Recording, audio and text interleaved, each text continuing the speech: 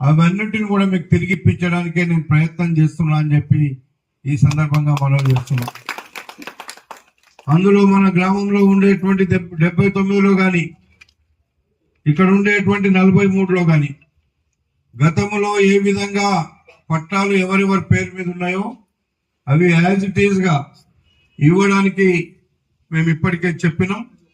అవి ఇస్తాం.